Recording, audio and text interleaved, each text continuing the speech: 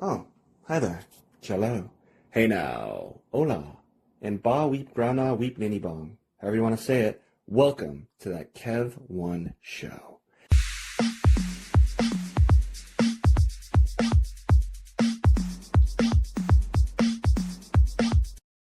Hey guys, been a long time. Oh, not too long. Anyway, well, it's always a mystery, right? You know the game. But patrons know. Superfans and patrons know who this guest is already. But how do I introduce my next guest? He's not RBD, but he's one of a kind. He's a seasoned actor who you've seen, to be sure, in so many things, but you may not realize he's brought a lot of gems to your lobe, that frontal lobe of behind the scenes, as director and head writer.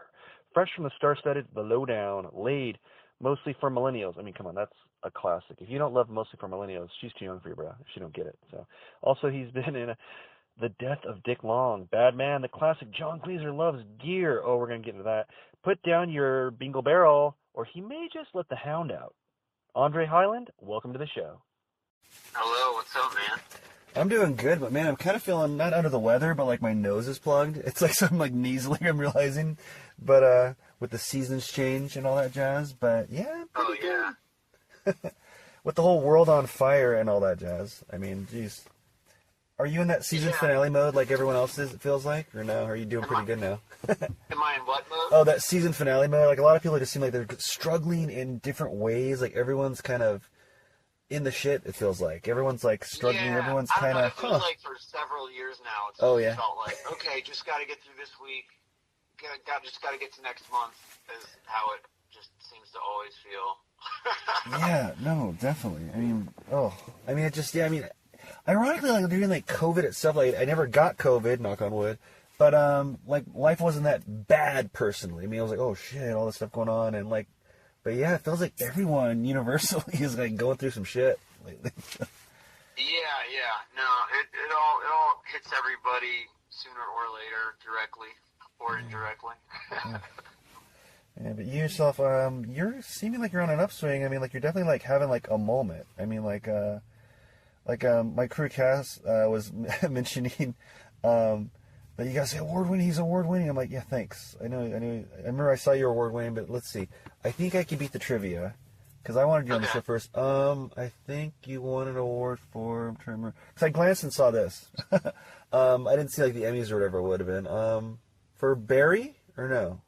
Yeah? I was nominated. I didn't win, but mostly people just remember you were nominated and think you won, so that works for me. Oh, okay, yeah. He was saying award went through the glass. I'm like, oh, I'm winning? What are you saying? Okay, yeah. Yeah, you're the third. I'm trying to cut back on stuff I have, so I don't need any awards. No awards. I'm trying to minimize the things I have, You're trying to battle back the evil horde. Oh, yeah. Who gets rid of stuff. Oh, yeah. It's not Mary Mac. It's Mary Mecco. No, that's a designer. I can't remember, but you know what I'm talking about. Yeah. Oh, man. But, I mean, are you a minimalist, would you say, or no? No. Definitely not. Okay. Huh. I guess I don't gather new things often, but once I have something, I usually don't get rid of it for a long time. My mother's a hoarder. I mean, but they're all collectibles and shit. So I don't know. I think I don't hoard, but I do notice that I put myself in that category. It's just sort of like I retain. I'll put it that way. I retain. I can let go of stuff, but I do kind of collect shit. I noticed like if there's a special moment, you kind of keep a little. Oh, this from set or this or that, and it's like. Yeah. And then I watch Dexter, like, these are my trophies? What the hell, or something like that. Yeah. No, I'd be happy to have a trophy, but yeah, it's nice to, whatever. Yeah. But yeah, I don't know. I guess I collect DVDs and VHS, but even that I've like cut down a lot on over the last few years, just because. I want to get back into that, and like, I know it's more hoardy-esque, but I remember being a kid, you had all the DVDs, you had VHSs and all that shit. You had, and there's just the romanticism of it, of like having that the box for like X-Files, Fight the Future, and I just remember I miss like being at like a record store and like looking at the back of CDs of the Mortal Kombat soundtrack. What's the art going to be like in this? And what are the I agree. The write up on the back and the two pictures. Oh, it's Mulder and Scully running, and it's Krychek or whatever. And the cover is what? I don't know. Yeah. I mean, I like the accessibility of streaming and everything, but just also as someone who makes something and a fan of stuff, I like having like a definitive version of like a physical album or a DVD. I just like having like, here's the version with all the bonus crap and the packaging and whatever. Yeah, no, totally. I miss that as like, you know, we were growing up with like He-Man and all that shit, and just the merchandising, like the art of it, really. Yeah. Because like, I guess we had that in a way with like thumbnails for a movie and shit, but like. Well, also with thumbnails, what drives me nuts is the iconography of like a movie is not, it's not consistent. They'll be like, oh, you fit this realm of the algorithm, so we're gonna put this photo from the movie. Oh, I'm so glad I'm so glad you mentioned that, because I've noticed there was a lot of like on Superman, it's Lex Luthor. Just Lex Luthor. And then you scroll down on Peacemaker, it's Lex Luthor from like the one scene he was in, like that. It's just like, what is going on? Like a movie from did Nicholas Hoult like get a deal? Yeah. There'd be a movie like 15 years ago where like Kevin Hart was just like a secondary or tertiary character. But he's the main picture. Watch it, and you're like, oh, okay, he's not like the star.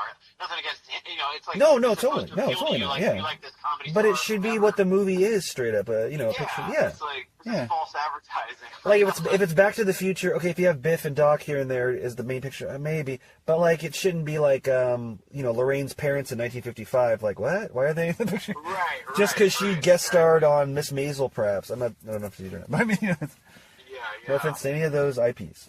Those are awesome.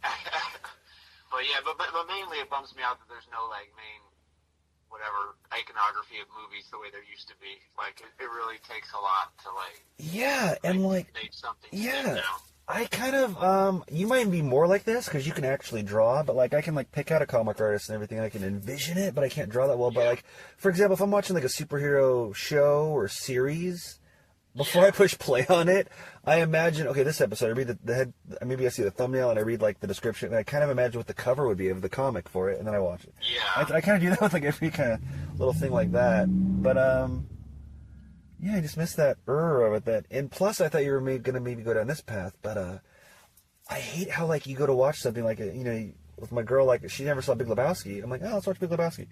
Look for it. It's from 98. It should be somewhere, and we have like everything you think, or you know, Netflix, Hulu, HBO Max, whatever. And you go, it's like nowhere, and it's always the one thing you're fucking looking for. Pardon my French. That's $1.99 on Amazon. Like, why am I going to pay this much for? Or especially something really old like Jaws, or sometimes it's a rare thing. Jaws. I mean, yeah, it's the movie. At least you can rent that, but it's a real bummer when something's just like not available, which is wild because so much is available. Yeah. I'm not claiming main character, but it's like you want to say rent Big Lebowski. I guess I'm renting it. 2 weeks later, the next weekend, it's on the main splash page of Peacock for free, and you're like, what the fuck? You know, it's like, I almost feel like they move it. Like Big Lebowski, and it'll just show you like R.I.P.D. or something. Oh yeah. That's not what I was looking for. Oh my god. Oh, speaking of all that, yeah. I had on not long ago Richard Reilly and Fred Melamed, who you might know from Barry as well. So it's three people on that. But what was like the world of Barry like? That had to be like just amazing. I mean, there was them, the Fonz. I mean, Henry Winkler, you know. Everyone, and it's an HBO show at the time, and it's so great. I saw the whole thing, and I'm sure I won't do anything too spoilery here, but everyone's sure seen it by now.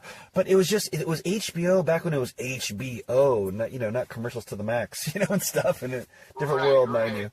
But well, I was just there for season 4. But that was cool because it was the only time where I had gotten to go beyond something that I was like a fan of before I worked on it. Yeah.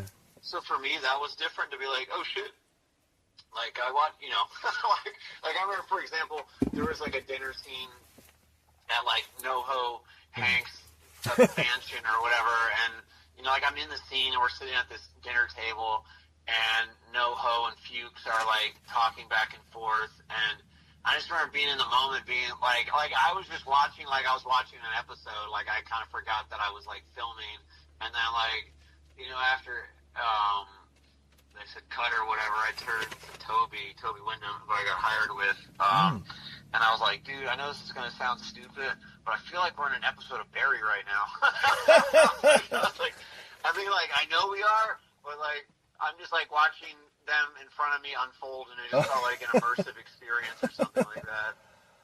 Oh man, that is so freaking cool. I'm glad it was awesome too, and yeah. Yeah, but no, it was great. Like, and everybody was very, it seemed enthusiastic to be there, and it was very like I said, you know, it was the finale season, so it seemed to be like a well-oiled machine, and like Bill directed all the episodes. Yeah, and we're hearing about the final season, right? Yeah. So that was really cool. Yeah, no, it was awesome. It felt like I think I've maybe said this analogy before, but it felt like getting like, you know, traded to like a World Series team as like a pinch runner or something. You're like, okay, Yeah, no, I wasn't there for totally. the whole thing, but I get to be here for this really cool part and get to participate in a way. Yeah, everyone. Yeah, I mean, I'm sure. I bet it was a well-oiled machine from Jump or near Jump. You know, if they're figuring out the exact like feel of it and everything. But yeah, because I mean, like, everyone was just like. Hang on 1 second. Yeah. Hang on. Sorry, someone's at my door. Hold on a shit. sec. Hello? Hey, how's it going? What's up? You know, we got that cleared. Oh, crazy. Okay. We had to move the the tree. Yeah, yeah. So it's gonna be in the sidewalk. Okay. But street services will come pick that up. Okay, cool. All right, thanks, man. Take it easy. Yep. Hey, sorry about that. There was no a problem. tree that collapsed in the rain yesterday. So Oh, that was Power and Water letting me know that it's safe to go back by the power lines. I'm surprised you didn't have to say, yeah, it's really me. Or something like that. But it was a bummer. It was a cool looking tree. I'll miss it. It looked like some Dr. Seuss looking Oh, thing. wow. Wait, so what happened exactly to it? I think just because of the rain, like, it was too heavy for the soil. Like, I think this, like, it wasn't like a mudslide, but like a mini mudslide for just the tree. You know, I think the soil gave out beneath it on this, like, hill thing. Yeah. Oh, okay. You know, it's crazy. I mean, it feels like everything's connected. Like, because I visited my dad, and every time I visit my dad, he's always like, this will be a test if he's listening to the show, which he listens to a handful here and there, but he's always like, Kevin, you need to visit more. But he tells me that when I'm visiting, he doesn't call or email saying, hey, you gotta visit. You know, it's like, so I visit him, like, I don't know, once or twice a month, and it's just funny. But his tree was, my segue with that was his tree. He had his tree taken out because, I guess it was, I don't know, starting to bulge the sidewalk or something. So he's like, I had to lose the tree. I'm sorry. It's like you guys were saying the same sentences. They're like, whoa, is it all? 'Tis all connected. But I was looking at his... A tree crushed my house when I was in 8th grade in high winds. That's really? Like when you weren't home or in another room or? No, I was the only one home. It was on a Saturday, but just weirdly I was the only one there. And then it was like kind of like an L-shaped house, and it fell over on part of the L. Yeah. And I had just recently moved to the other part. It collapsed on that. It collapsed. It got knocked over in the wind. Yeah. Would it have killed you if you were in that other room where you normally were, or would it be kind of to the side? Yeah, potentially. It landed in my parents' room, and I was like sitting on their bed looking at the sports page from the newspaper, and then I went to my room, which was on the other side of the L, and then it fell. But yeah, no, their room was definitely the most demolished. Oh yeah, my God. And like I either would have got hurt or crushed, one or the other. Oh my God. So I'm glad it wasn't here. Yeah, me and a lot of the world are super glad you're okay. Jeez. Yeah. Oh my God. That's when I was in 8th grade. Yeah. Huh. But what were we talking about? Barry. We're talking about Barry, well-oiled machine. Barry was great. I enjoyed it, and I'm glad I got to be a part of it. Because I feel like also, like, I don't know, you think of like famous, you know, golden age of American cinema being like films in the 70s and that kind of thing. I feel like, you know, streaming shows like that now would be like Breaking Bad or Barry or Ozark or, you know, these things now. So like be able to be like, okay, like that's cool. It'd be like someone being like, hey, you want to be in like the last 20 minutes of Godfather 2? Would be like, yeah. You know, Yeah. If you fraction it out. It's so cool you're in it. Yeah. So, it's so cool anyway, you're in it. long story short, I was very excited and happy to be there. Yeah. Oh, that's well. Speaking of that, Barry himself directing all his episodes. You directed. And this gave me like, oh my God, this guy is the shit. Like one of my favorites. I know a lot of my fans. I'm starting to discover a lot of my fans that I listen all the freaking time and Patreon the most, so to speak, if that's a verb, are into this type of stuff. But It's one of those shows that I feel like I talked to 3 people who knew about it at the time. But you directed Jon Glaser Loves Gear, and I was just, oh my god, I loved everything Jon Glaser did, maybe has done. Because I mean, what was it? Neon Joe, Werewolf Hunter, and of course, freaking Delocated. That was like religious at the time. Oh yeah, that was just everything. That was, yeah. a lot of his crew that worked on Gear also worked on those shows as well. Oh, and I came in and I directed all of season 2 of Jon Glaser Loves Gear, the winter season. Oh, and so cool. yeah, that was cool. Jon was fun to work with. It'd be fun to do more with him. Yeah. He when I was in New York last year, he wanted to get together and do this bingo barrel thing. And then I was like, yeah, I'm down for that. He's always sending me bingo barrel videos. And for those listening, I don't know, just Google bingo barrel or YouTube it, and they'll explain it. Well, I saw it today. I'm not a big sports guy. Yeah, I'm not a big sports guy, but I saw you swinging that around and having people bang it, and some people need to fit it. So, it's one of my proudest things that it got into the Cincinnati sports lexicon.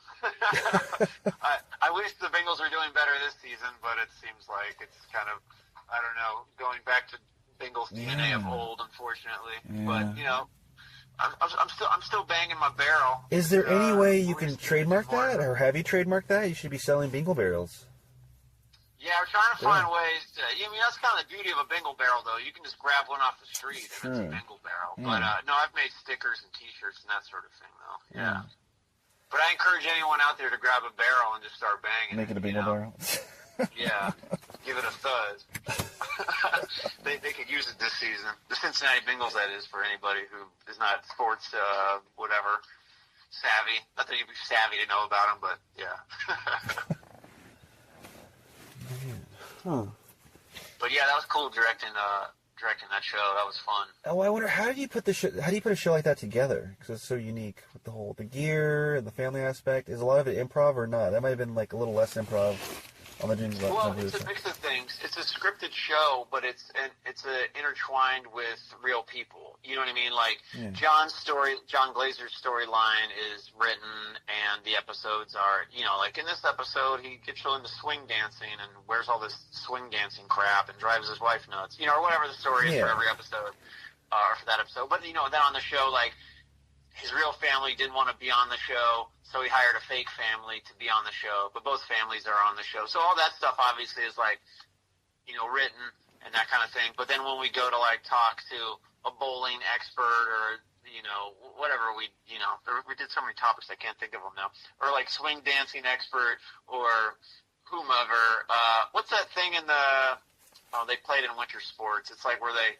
Oh, they're like like a broom. Yeah, it's almost like a broom and a little slider disc. I kind of remember that. Well, we did that too. But anyway, when he talks to these people who are real athletes or real experts on some sort of gear or whatever he's into, those are all real. So it's like, it's a combination of documentary, reality TV, comedy, scripted comedy with improvising. You know, so it's really kind of like, you know, finding, you know, it's a combination of the narrative you've already written, trying to fit things into that, and then adjusting to what you might actually just gather out in the world. And, you know, sometimes really great things come from it. Some things get more difficult. Sometimes you have to lean more on the fiction. Sometimes you can lean more on the reality.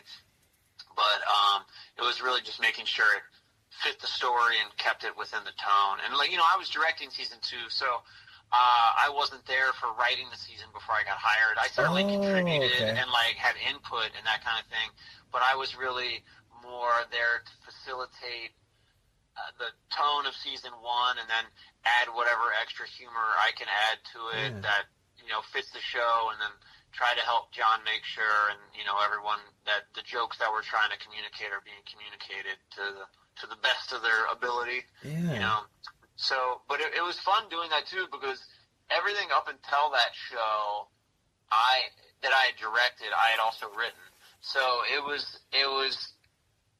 interesting to be like, oh, I didn't write this. And again, like, I had input, and I'd have discussions with Jon, but the script's already written when I got there. You know, it was more just sort of like, I don't know, making things more malleable to, you know, whatever came up on the day, or who the guests might be, or the location and the confines of the actual shoot. But it was I don't know, it was funny. It was like, for me, just like on a pragmatic job level, it was like, okay, this is awesome. I get to just concentrate on like directing, and then I didn't have to push the boulder up the hill of writing this thing, and I also didn't have to like edit the thing when I was done, which I'd done with all my other like pilots and movies and everything else I'd worked on.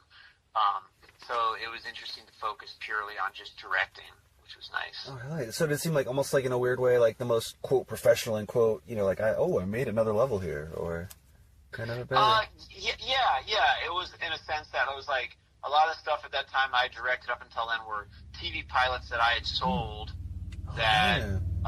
Which is like, proud of, and obviously, because it's like, this is my thing. But then I also didn't go to series, so I didn't get to do the whole series. But for like the movie I'd done, blah, blah, blah, it was like, it was just nice to come in. It felt new in the sense that like, oh, someone else is trusting me with their idea. It's not just me pushing my idea, you know? So, I feel like ultimately it's more fulfilling to be doing my own idea, but like, I love directing stuff that's not mine also, just because it's like when I get to act in something, it's like all I got to worry about is acting. This is so chill. No, in comparison to the laundry list of stuff you I did totally, on your project. I concur 100% personally, because it's like, I remember, as a kid, like ever since I discovered acting and everything, I was always trying to draw little comics and everything. I kind of want to write, direct, and star in my own thing, like all of it. But when you go to set, and you see you're there, like even you're there 16 hours just as an actor, and you go, and the crew is there before and after you. Half the time when you're gonna party, you hear crew saying to each other, "Hey, you going to this after party?" And someone's like, "No, I'm gonna sleep," or something. It's that or sleep, and stuff. So. Getting out, that was probably the hardest thing, honestly. It was we were shooting in New York, mostly, in the city and outside of the city. In the winter, so to like get as much daylight as we could. Oh my god! It was like wake up at 4:30, get to the van by 5 or whatever, 6, whatever it was in Manhattan, and then go to the location. The mornings. Not every morning was like that, but lots of them were. So a lot of it was like you finish shooting, I'd go home, I'd eat, make a couple phone calls, do some notes for the next day, then just get up and do it again. So it's just like, But a lot of that was just the winter, Yeah, no, totally. It's kind of like they said in The Disaster Artist, like even like the worst day on set's like the best day ever. Sometimes. Right. It's just like boom. But I really liked also just like going into work every, we had a production office, so it was literally going into an office, but it was just also fun to, be like, okay, I'm going to this place, and I don't know, it just felt funny because like most other projects I'd done were more like either sporadic or more spread out, or I don't know. It was just fun to have like a routine that was directing, for like a chunk, because it was a whole season instead of like one episode, or something like that. So.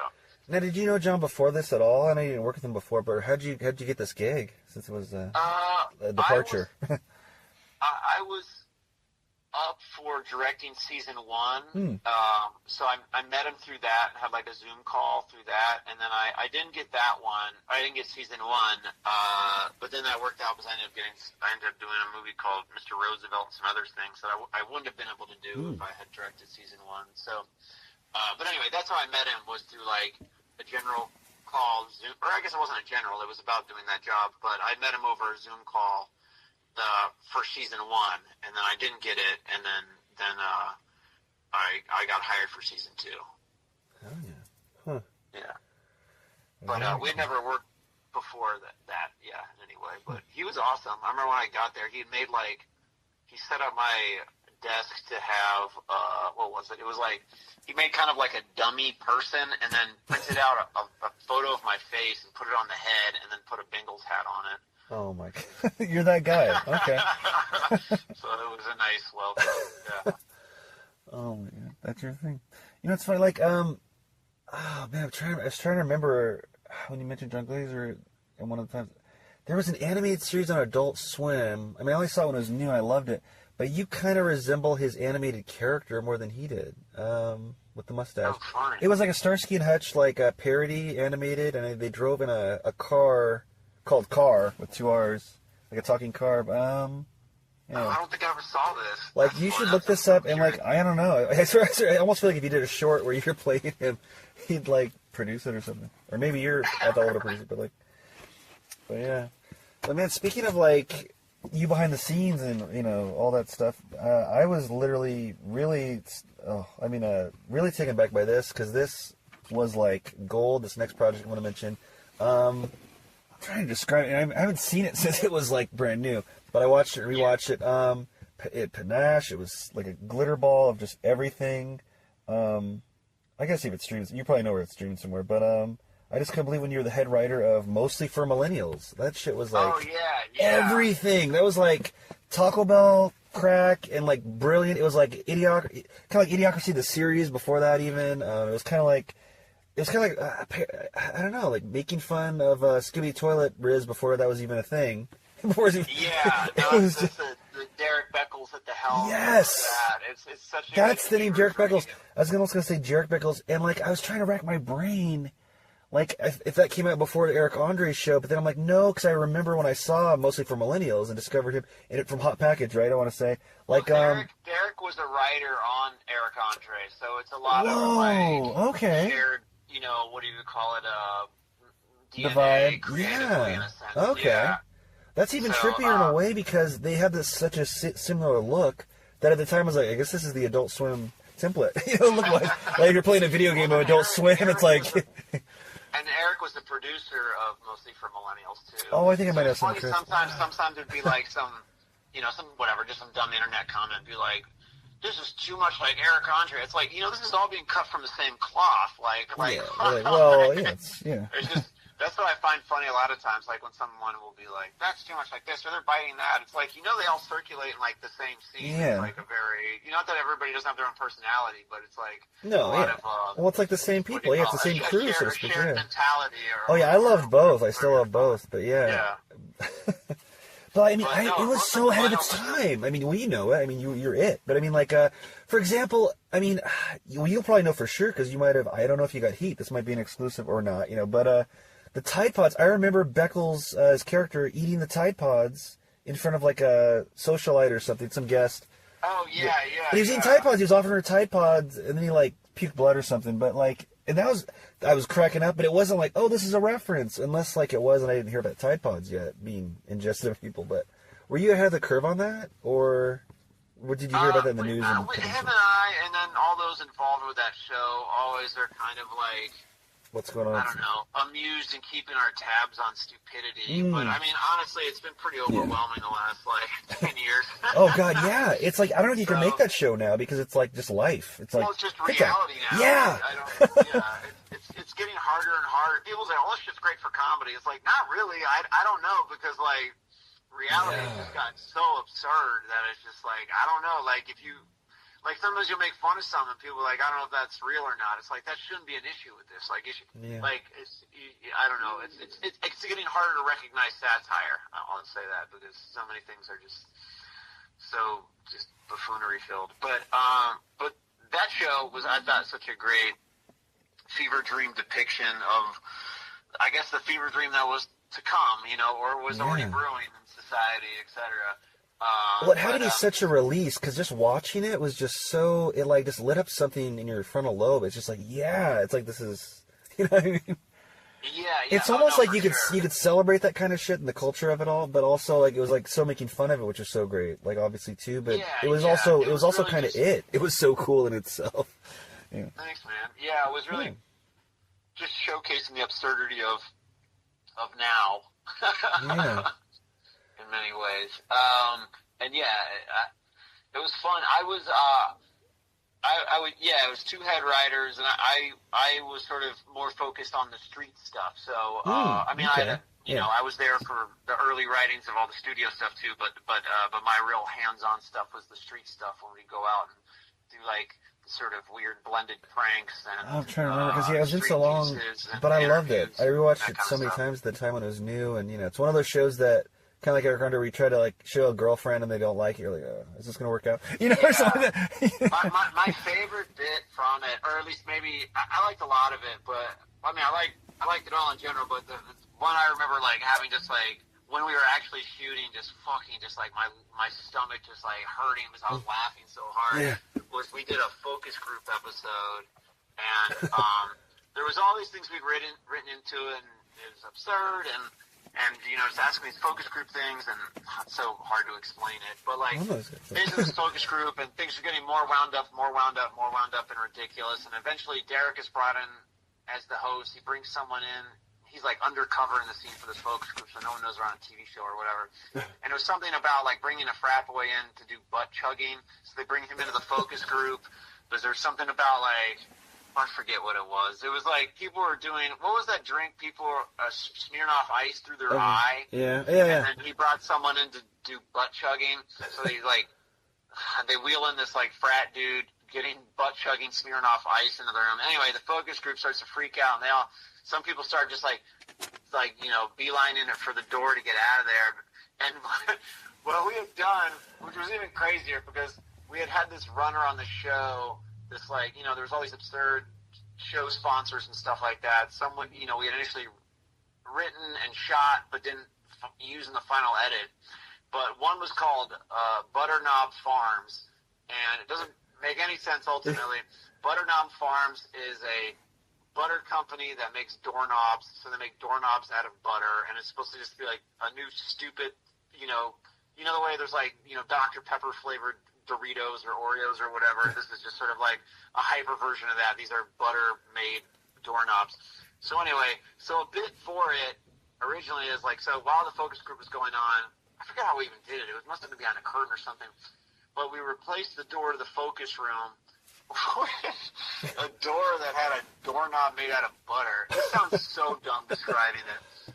But just playing it out in reality and people thinking what is going on is real and just being totally bewildered by what is happening around them is just really cracked me up. So anyway, there's this frat boy in there, butt chugging, smearing off ice, and people go to run out of the focus room because it's gotten just too gross and too weird. And this woman runs, and she grabs the doorknob, and the doorknob just squishes in her hand because it's made out of butter. And, like, to anyone in the actual scene in that focus group, A, they think they're in a real focus group. Two, the mention of Butterknob Farms has never been made to them anyway. And then for the viewer at home, we ultimately ended up cutting the whole Butterknob Farm joke, so there was no ads for it at all. But in the moment, someone just grabbed a doorknob to get out of the room, and the doorknob was made of butter and it squished in their hand. They were just so confused. Trapped in a nightmare or something. Oh my god, it sounds so dumb describing it, but it was so dumb that it was like, oh my god, it was so funny, and I was just like, because there was this like, I don't know, fake door, or the real door, fake knob, whatever, so they couldn't get out of the room for a moment, and there was a point where we had to call it. And I just kept being like, no, stay in it, stay in it, stay in it. Oh my god, it hurt so bad. As I was watching through one of those focus groups, like one-sided mirrors or double-sided mirrors, whatever they're called. And I was just like, I was laughing so hard in there. But anyway, there's other stuff on the show other than just doorknobs made out of butter, but that part was just so stupid in the best way. And then we later were going to do possibly a season 2. And then I think the network wanted more focus group stuff because that part went so well. Oh, good, yeah. And then we ended up doing writers' rooms for season 2.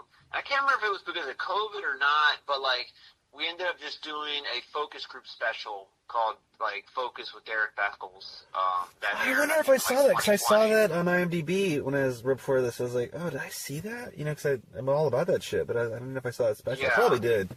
Because that was back in the DVR days, I feel like, so you kind of saw what was on, and you're like, oh, okay, or something. Yeah.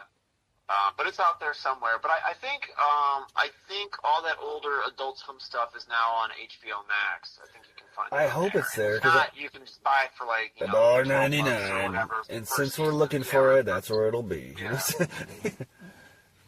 Oh but my no, God. that show was a cool. It was like healthy brain candy. Show. It was so good, yeah.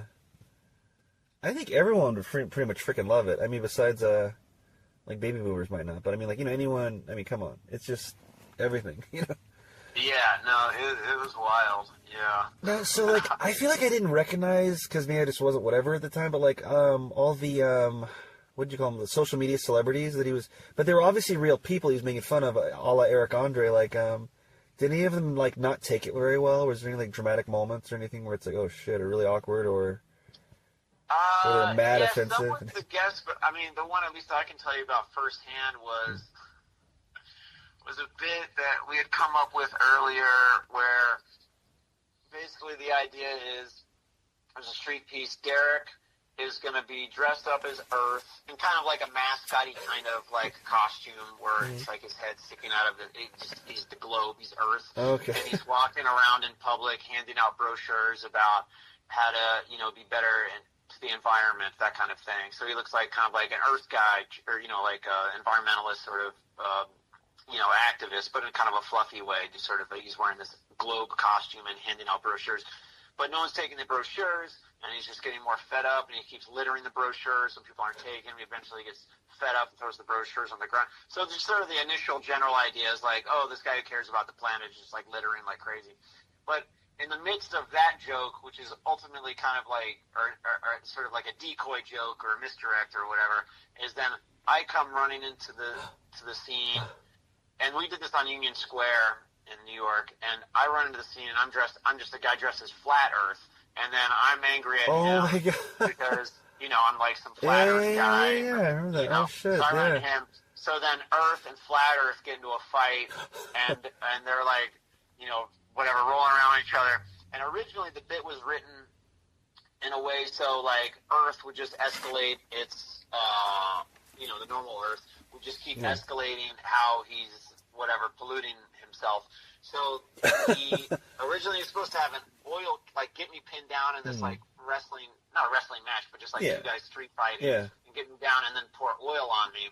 And it's sort of this cartoonish way. And it was one of those bits where I thought, this is so cartoonish. Like, I thought it was funny. Like, I thought it would work well on TV, but not in reality. Yeah, people walking by. So, like, there's some street bits you do where you're, like, fooling people on the street, and then that's sort of the gag.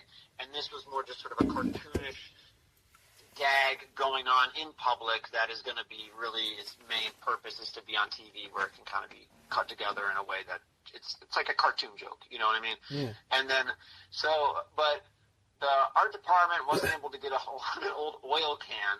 So, like, last minute, they're like, yeah, we got, like, a red plastic gasoline can. Is that cool? And we were just like, yeah, I guess so.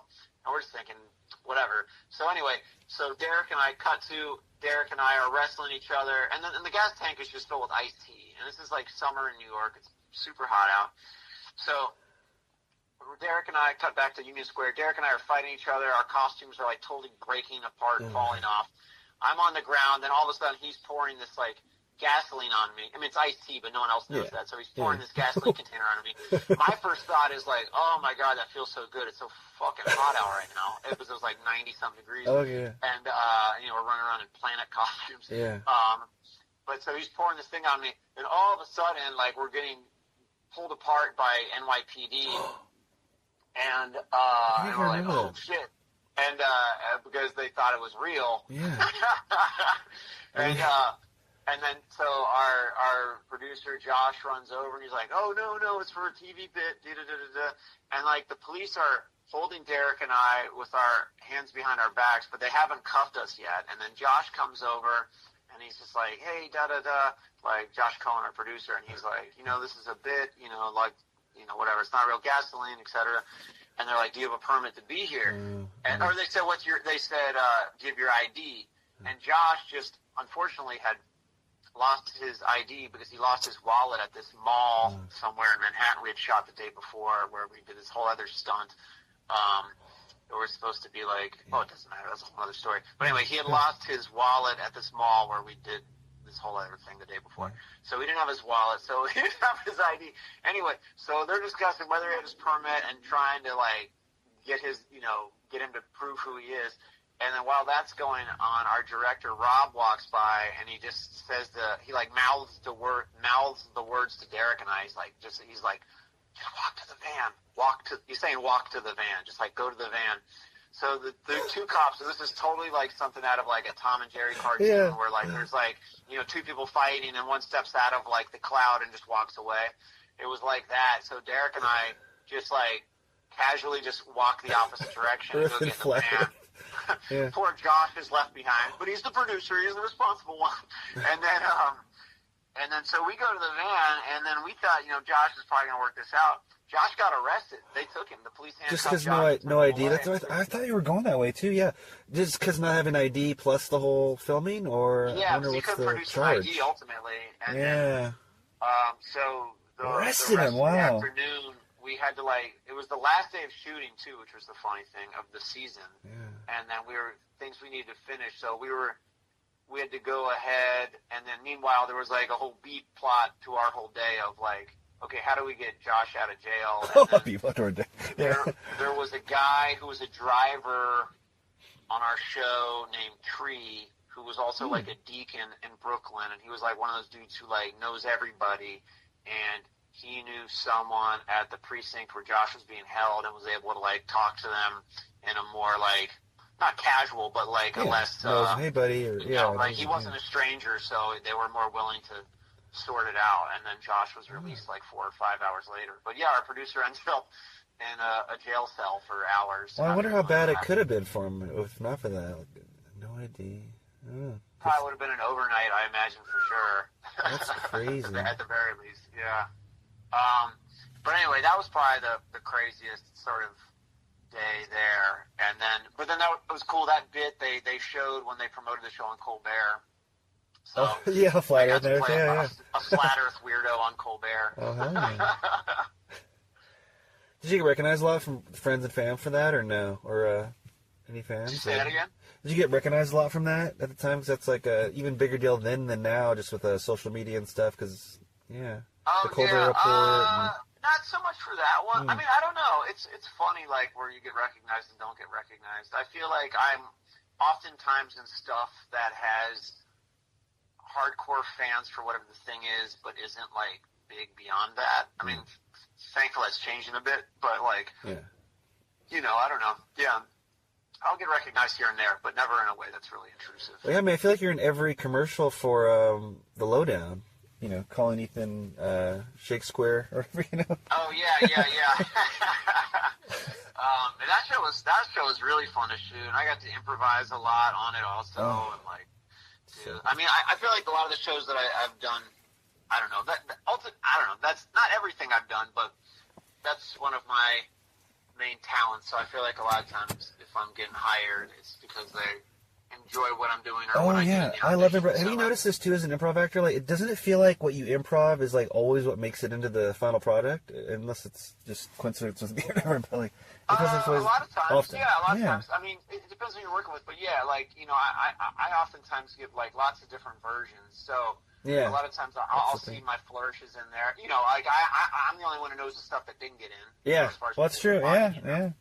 So, but no, I feel like I've got a pretty good batting average for getting things I've improvised into projects, which I'm proud of. It's so well. Like, but like the Lowdown, I mean, there's great writers on that. And, I feel like they write like a great thing. I always put like this, like the writing, the writers like built this really nice house, and then I'll get to decorate my room a little bit. As an actor, so I wouldn't have a room to decorate without them. But I definitely am happy to get my little tidbits in there for sure. I mean, that cast is just out of control. I mean, Keith David. Oh my God, it's like a must-see for everyone. The cast on the Lowdown is crazy. I mean, it just goes on and on. Yeah, you're seeing every little bit part even has like some amazing character actor or just someone who's so famous from shit. Like Kyle MacLachlan and stuff. There's no wasted space on that show. I don't think of anybody on the show where I'm like, no, that person just felt like kind of filler. You know what I mean? Yeah, I recognize them all, or I'm like, wow, that person has such gravitas, I gotta look them up now, or, so. Yeah, no, I agree. And then Barry was similar, too. They had a lot of good... that one was just, too. I mean, cool working with Stephen Root. That dude's been one of my favorites for ages. Yeah.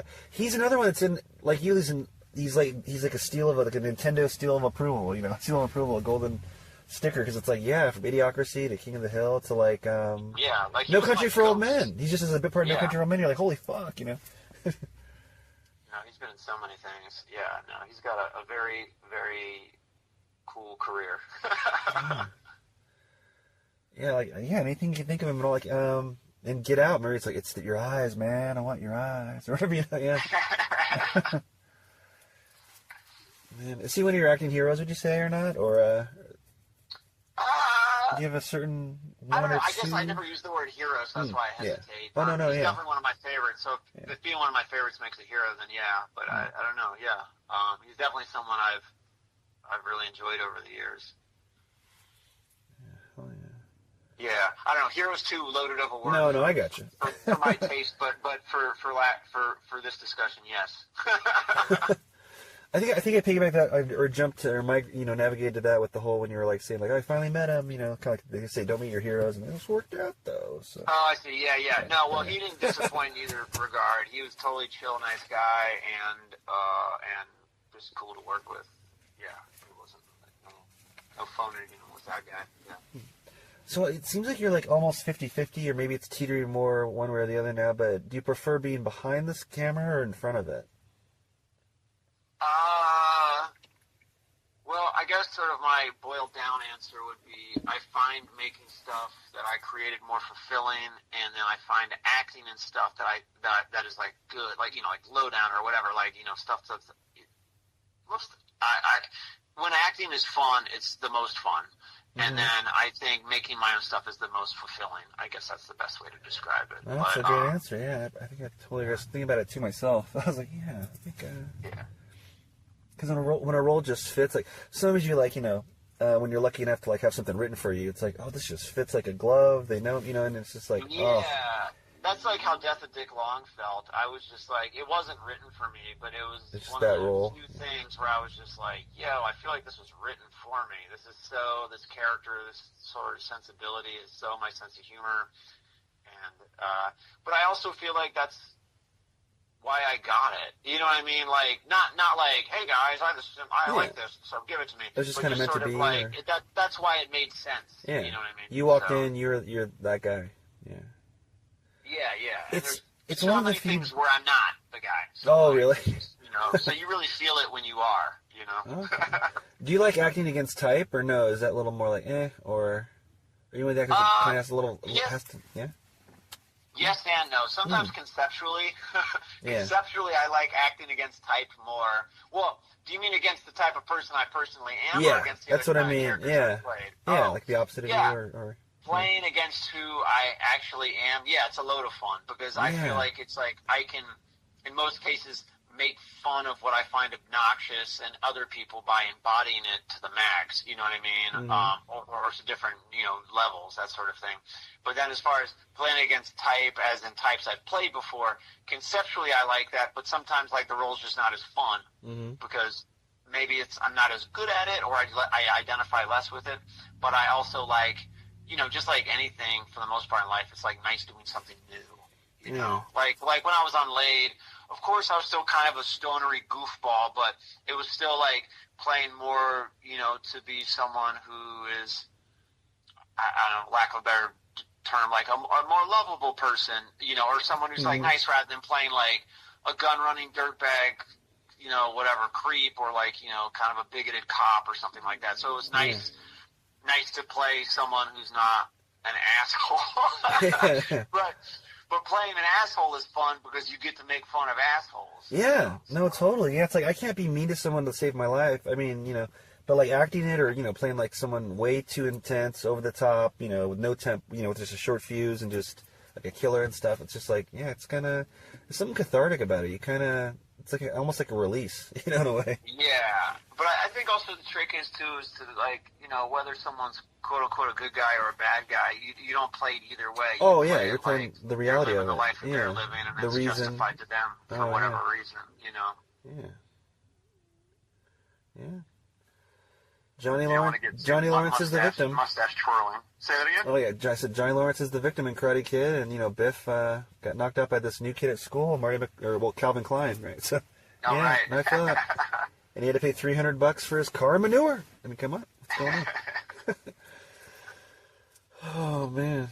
Oh yeah, and I saw this footage of you that was circulating on social media. I mean, I probably saw it early. I mean, when that movie came out. But Keeping Up with the Joneses, when you were interviewing Zach Galifianakis and John Hamm and Gal Gadot and Isla Fisher, that was just so hilarious. It was very between two Fernsey too.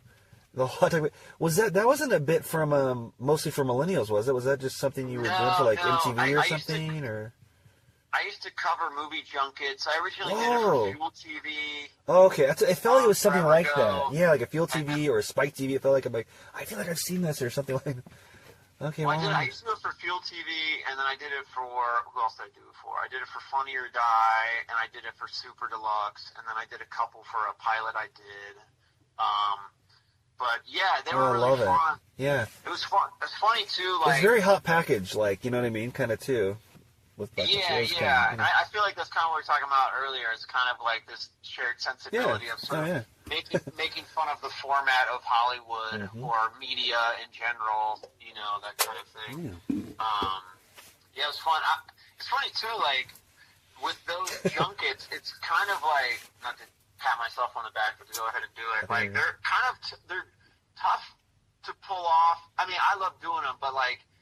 Whereas, like, and I like Between Two Ferns also, but I only bring it up as that's been brought up, especially when the one with him in it.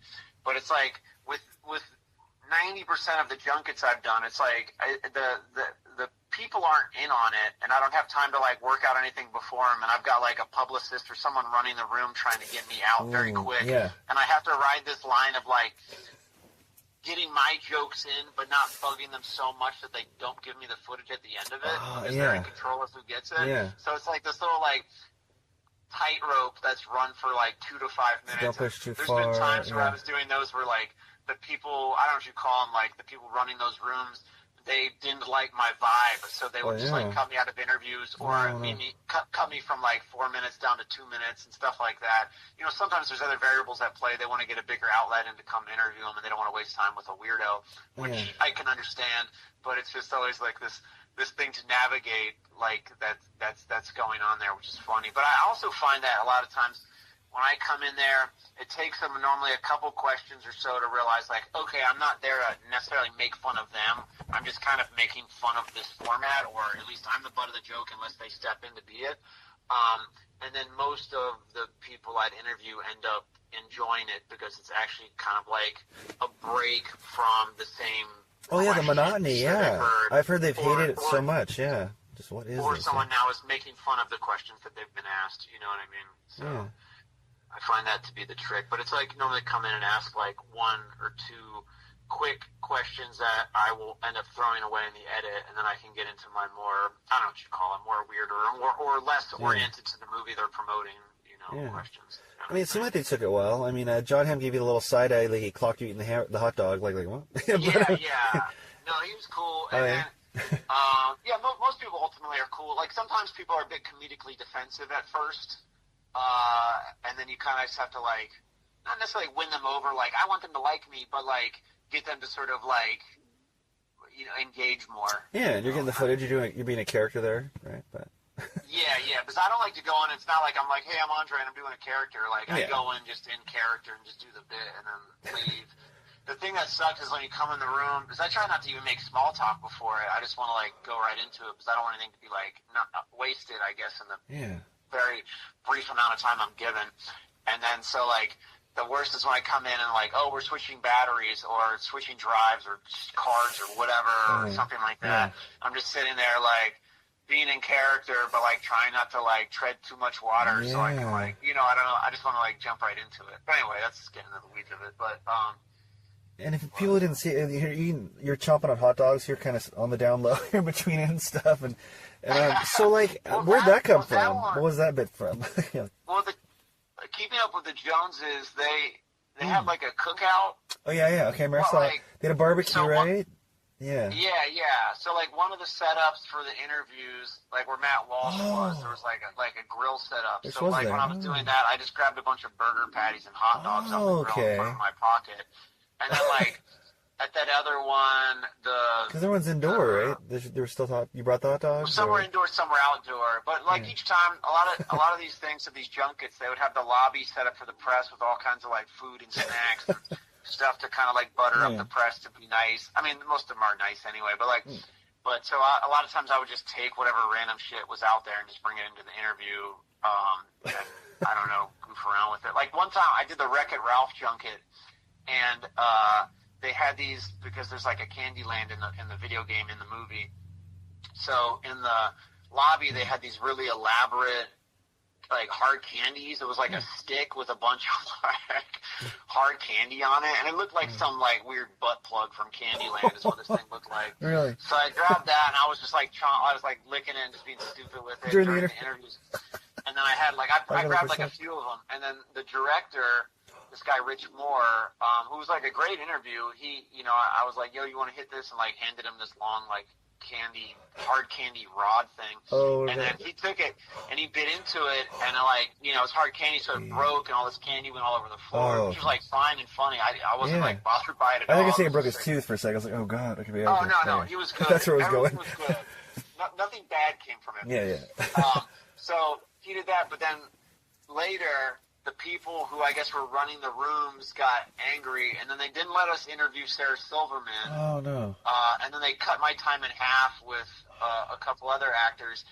And, just because you made a mess, or why? Just because, Well, so I'm about to tell you why. They said, they're like, yeah, because they were talking to my producer, and they're like, yeah, you can't come in here. He was in here throwing candy around, making a mess. And it was like, A, no one threw candy, and 2, the person who made the mess was the director of the movie who bit into it, which I'm not bothered with. And like, okay, like now you cut my time and shit. Like, you guys provided the fucking candy too. Like, so I don't know.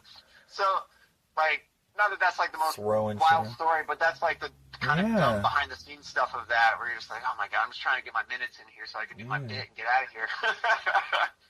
Oh, that's so cool. Yeah. Bummer didn't get to meet Sarah Silverman though, man. Shit, at the time. Yeah, which is funny. I think I don't know, but I feel like she would have loved it. Yeah, she wouldn't have been fazed by it. Yeah. Oh man.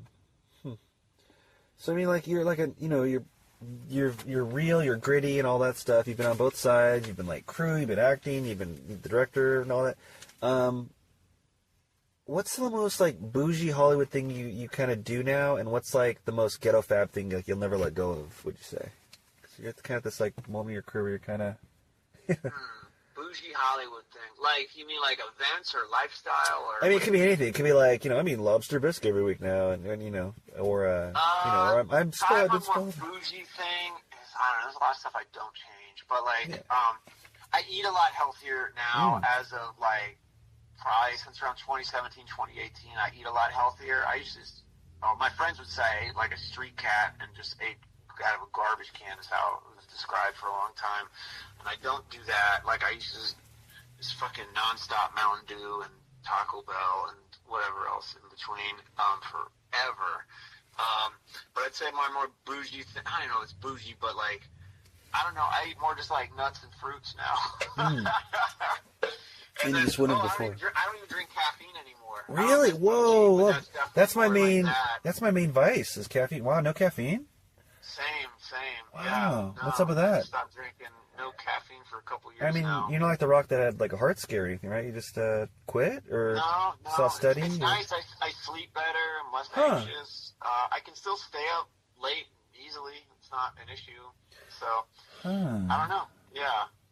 I just love it. I love it in energy. I'm keto, so I drink like the zero sugar, zero carb energy drinks. Gotcha. Like G Fuel. Yeah. Ironically, one of our the only sponsors. soft drinks that I have are like those kind of boring, seltzer water things. Oh, okay. Like a LaCroix kind of deal, or what we're talking about? Yeah, like off-brand LaCroix.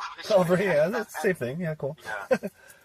I don't know what counts as off-brand of those now. There's so many of them. Well, I swear if you look at the ingredients on all of them, it just says, I want to say, carbonated water and natural essence. And that's if you get the frickin', the Ralphs or the Safeway or the Vons, or if you get the frickin' bougie LaCroix. But, yeah, I'd say that. And I'd say maybe the most bougie, I don't know, I'm trying to think. There's this grocery that sells this really nice Wagyu beef patties. And I'll plug them. There's a grocery in LA called Lazy Acres. Maybe they have more locations, but there's one that opened up kind of recently, and I was like, oh shit, it's expensive. Well, I don't know. I feel like groceries now are either dystopian or bougie, and I kind of try both of them. I feel like I have to go to both to get all the shit I want. Like, I don't want to do like normal shopping at a bougie grocery because it'll just cost a fortune. But then if I go to like Ralph's or Vons, like they don't have like those beef patties I want or whatever. You know what I mean? So I don't know. I find myself now when I go to the grocery, I have to go to like 2 or 3 groceries to kind of like fucking put my, Captain Planet rings together and get all the food that I want. Yeah. The groceries now, they used to be in the middle. They used to be like, you go to the grocery and be like a normal place where people where this should be logically, yeah.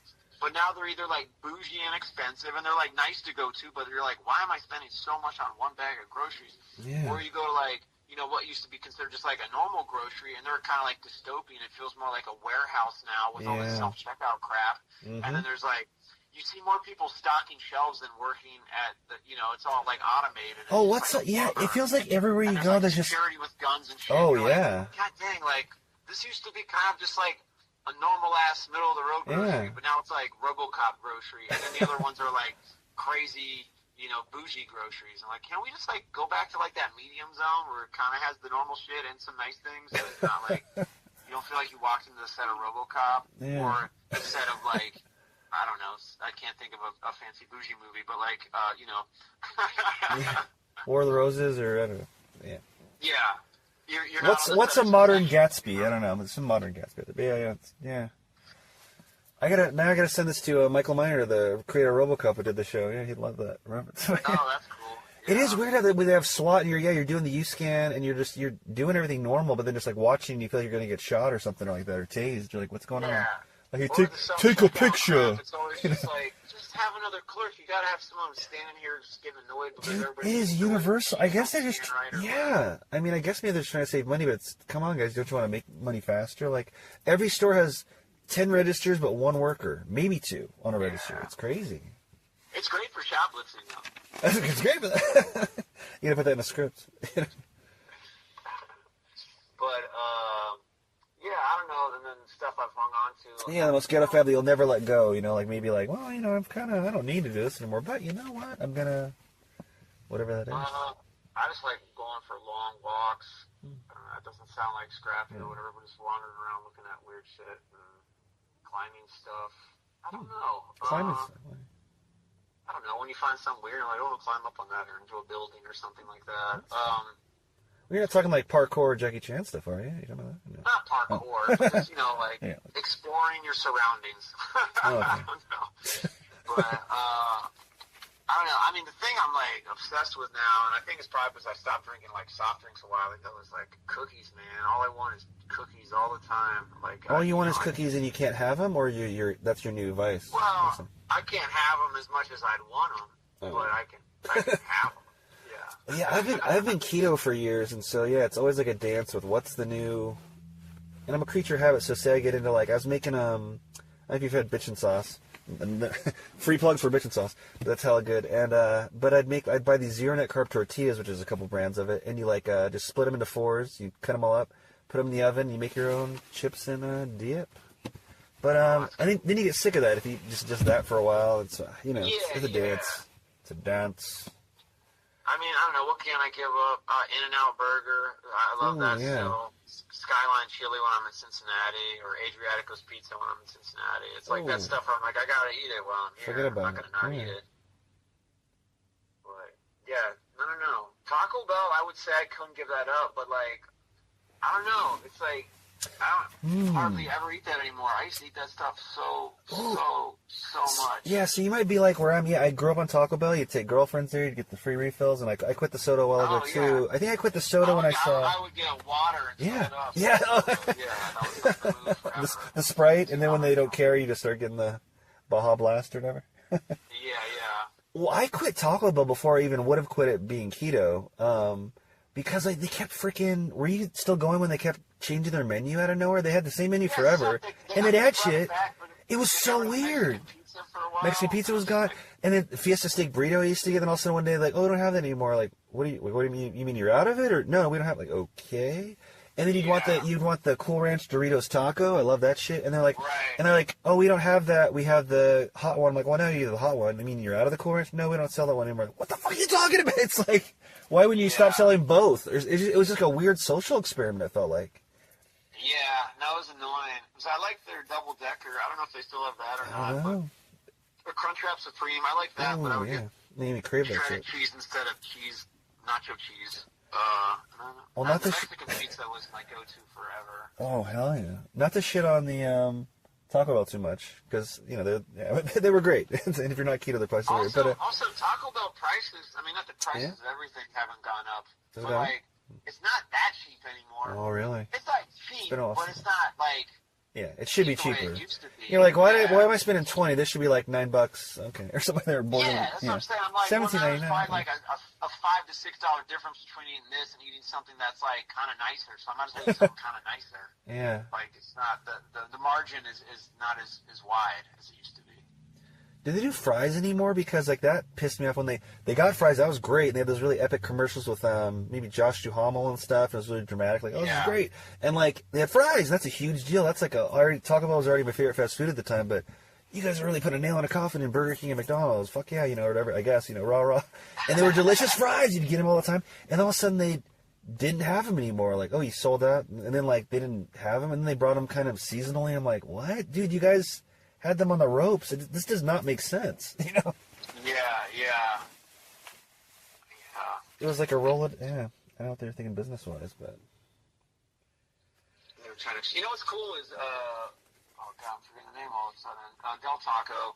Oh yeah, I only know that in LA. I went to it in LA. I went to the one. It was in Burbank, and it was by Mini Mall. Yeah, I used to go there a little bit. Yeah, when I lived in LA for acting for 5 years. Yeah, I like Del Taco. I haven't been there in a while either. I kind of stopped eating there around the same time I stopped eating Taco Bell, but they have good crinkle fries. Yes, the crinkle fries were the shit, and they had Del Taco. I mean, they had Taco Tuesdays, right? Didn't they? They had some day, I'm guessing it was Taco Tuesdays, probably. They had some sale day too, right? Yeah. And you know what else they got at Del Taco? What? They got cookies. They got cookies. So. They're not that good, but they have them. You know who has good cookies that I think are wildly underrated? McDonald's. It's honestly, like what? The only good thing there, Subway. Subway cookies are great. Are they like little cookies in a bag, I'm imagining, or are they the big kind of melty ones that they bake? Kind of. They're like normal, average-sized cookies, I guess, and they're like chewy, and they'll heat them up for you if you want. Ooh. So ask them to get a chocolate chip cookie from Subway and ask them to heat it up. That shit is so good. I like their oatmeal raisin and their chocolate chip, and if you get 2 chocolate chip cookies, you can make a chipwich at home with it. Not that that's some secret, but if you heat them up for like 13 seconds each, oh my god! And then put some nice ice cream on it. Yeah. Oh, so good. But yeah. You gotta put the ice cream on it. Add some other ingredient that you don't tell, or maybe you could tell, and then go on Shark Tank with it. Say you created it, bro. Yeah, I'll do that. But yeah, Subway cookies. That's something I'll never give up. Those are so damn good. Yeah, Subway cookies. Well, speaking of creating, there. You go there. A lot of times, if there's like a premiere or something to celebrate, I'll get In-N-Out and Subway cookies is typically the routine. Like after like a big premiere and stuff, and yeah. Ooh, cool. Like last stop of the evening. Yeah. Like when Anne Hathaway took her Oscar to In-N-Out and stuff, right? That's right. Yeah. I don't do it for that reason. In-N-Out's just good. That's why everybody does that. But Subway cookies, Subway cookies and In-N-Out. Also, In-N-Out, like the drive-thrus open kind of late, so that also helps that situation. What's the one? What's the thing on the menu at In-N-Out where it's the lettuce for the bun? I used to get that. That was the shit. Oh, Animal Style or no? Or is that no, Animal Style's got all the crap on it. Okay. What the hell is it called? It's called lettuce wrap, I think. Yeah? I don't think it's like a fancy name. You get the Flying Dutchman, which is like 4 whatever patties and cheese. And I was trying to introduce something to the lexicon. It is yet to penetrate, but I want to call burgers with fries on them straw hat or scarecrow. Like you order your burger, you're like, I want it scarecrow style, and that means you put fries on top. Well, here you go. You call it You call it straw hat, but then in October, it's scarecrow season. Boom. Yeah. Double your might. I think scarecrow or straw hat, and like it could either be seasonal, how you call it, or maybe it's like a region. The way some people call it hoagies or grinders, on the East Coast or something like that. Oh. But I want that. I tried to put it on the Wikipedia page to pretend like it was already a thing, by then hoping that I would implement it, that it would then become a thing. Yeah.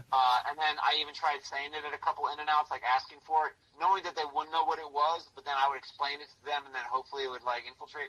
Yet to have happened. But I used to go to Arby's a lot, and I would ask for fries on the sandwich, and then this was more just a get over, just to get free fries, and they would either go, here, I can just like give you, here, I can put either they say, I can't do that, or they go, okay, we can put a few on, or they're like, here, I'll just give you a little small fry for free, you can put them on yourself. And I'd be like, oh, okay, thanks.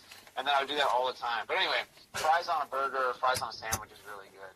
So anyway, that's what I want to put out there. I want the scarecrow, I want the straw hat. That should be on the secret menu at In-N-Out. Now, when you talk to the clerk about that, were you saying it like, oh yeah, it's a thing, or were you trying to convince them? Were you like, well, you haven't heard of this? You haven't heard of the straw hat thing? Or... Well, that's how I was trying. I was trying to act like it was already a thing that existed.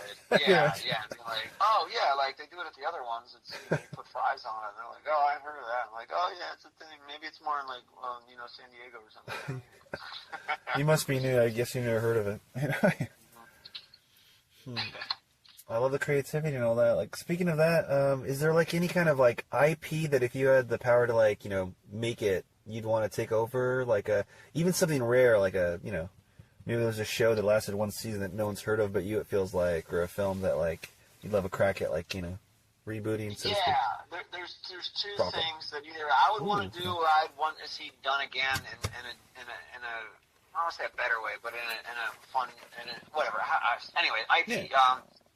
The two things are, and I'll explain each. Ooh, okay. The movie They Live. Oh fuck! I literally showed someone that for Halloween. That's like an important ass film. Yeah. No, it's great. I love that movie, and it does. Let me put this. It does not need to be remade. It doesn't. They Live nerds that are going to be like, how dare you? Yeah. But I also think it's like modern... an awesome idea, and then in the hands of another director. I mean, obviously you can ruin it too and take the fun out of it. But I also think it's a really cool concept that could be like a TV series or a movie with a different tone. TV shows could be better. Yeah, you'd have to have the perfect casting. Yeah. But I love the original, so it doesn't have to happen. But that's one I would like to see like expanded or explored more. I think They Live would be awesome. And then there was another show. It was an NBC miniseries in the early '80s called V that I thought was awesome. Reptilians Under the Flesh, right? They ripped the... I never saw it all, but I remember, I know of it because it's such a thing. And I think I remember even seeing like toys for it, like at flea markets or something. Cause I know it was a huge... Yeah, I had an action figure for it. I mean, it was short-lived. I found it somewhere years later after it had been like, I don't know, it was like on some discount bin somewhere that was kind of lost, and I was able to get one. I wasn't going to say. But yeah, I thought was great. The original miniseries was awesome. And then it became a TV series after that. But the TV series was more like soapy and wasn't that good. And I think it got canceled after a season. It wasn't well received. I didn't see it, but I know it wasn't like a critical hit. But. Well, the original miniseries with Mark Singer and... that was, I thought was great.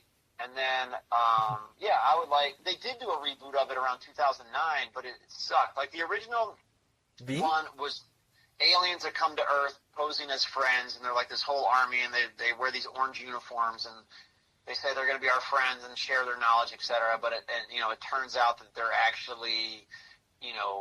kidnapping people and storing them on their mothership for food, and then they're draining the oceans to take basically just to rob Earth of all that it has. And then there's a group of rebels that find out about it and fight back.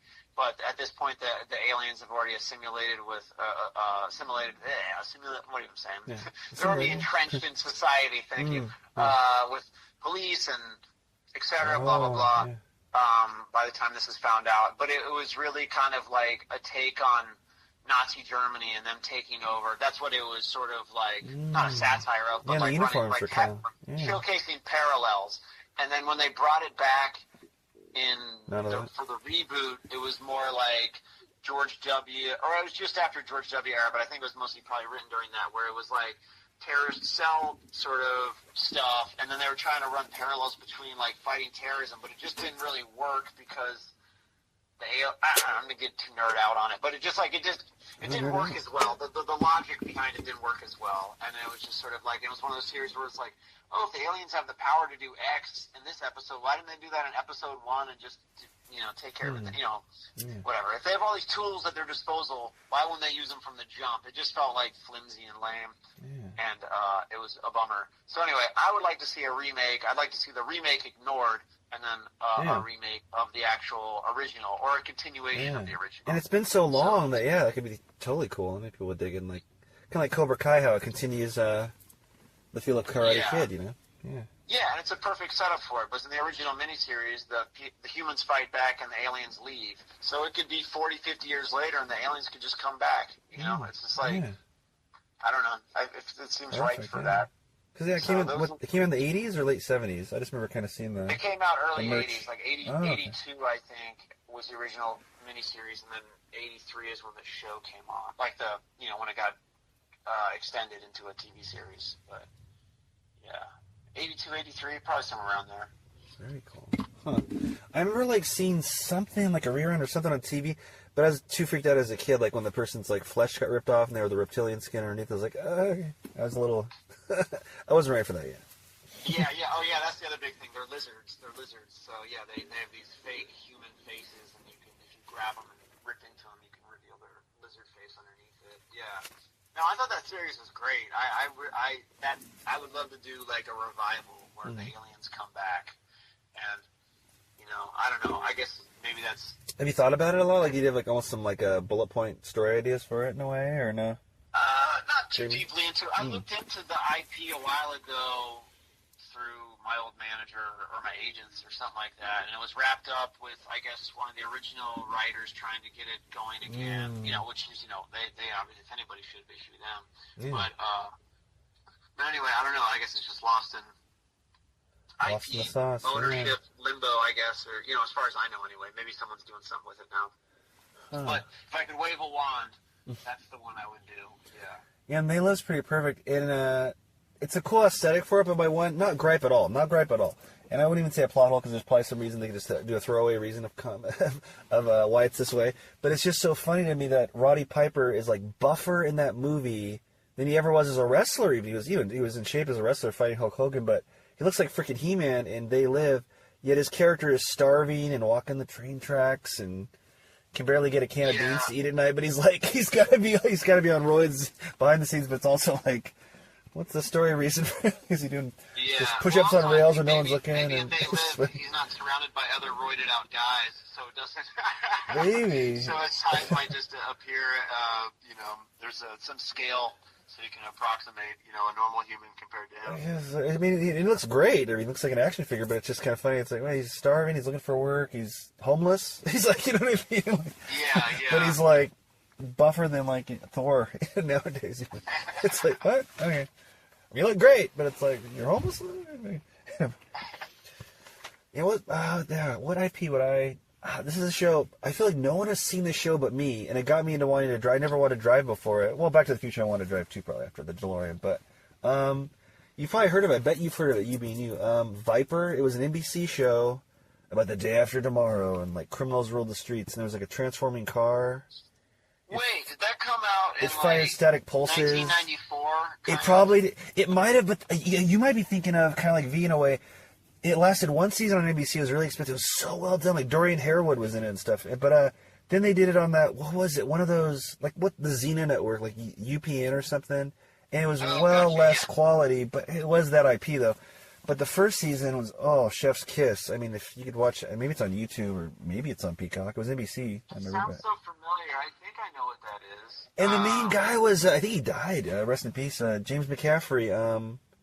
From Rescue Me, he was the voice of Max Payne in the video game, so he had a lot of gravitas. But he was the guy that he was the best wheelman on the criminal side, and then he got in an accident, and so like the corrupt government like put a chip in his brain. It was the first time I ever heard someone put a chip in their brain, and he like had no memory, but he had the physical skill still to drive this supercar that And it was whatever year Viper the car came out. I think they're trying to sell Vipers as well, so it's probably right around the first or second year of the Viper car to help narrow it down. Yeah. No, that's why it sounds familiar. But it was the red car. I think there was only one at the time in reality, and then it transformed into like this silver and it had an amazing scale technology look that when it morphed, like where nowadays it'd be probably shitty CGI, unless you fought for it to be better practical. But it was hella tight. Another cool IP to redo That's would what be I'd the want. movie Free Jack with Emilio Estevez. Bro, I gotta rewatch that. I remember loving that. Yeah, Mick Jagger is Yeah, I feel like it was a better idea than it was a movie executed.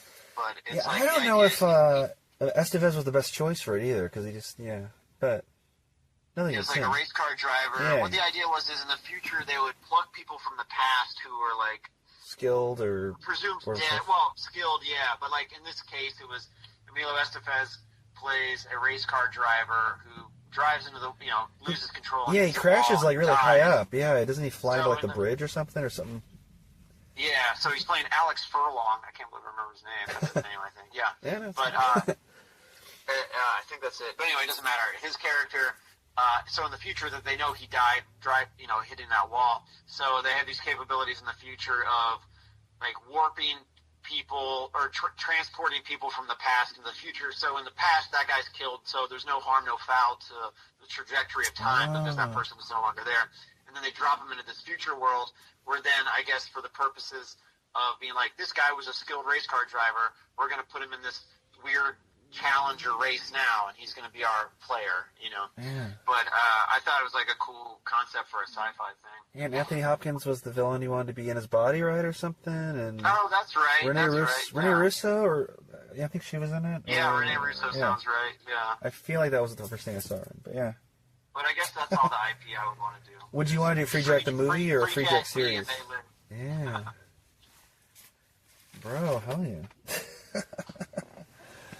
Oh my god, so, that's wild. Well, I mentioned on my Patreon that you were coming on, and so I got 3 questions from fans.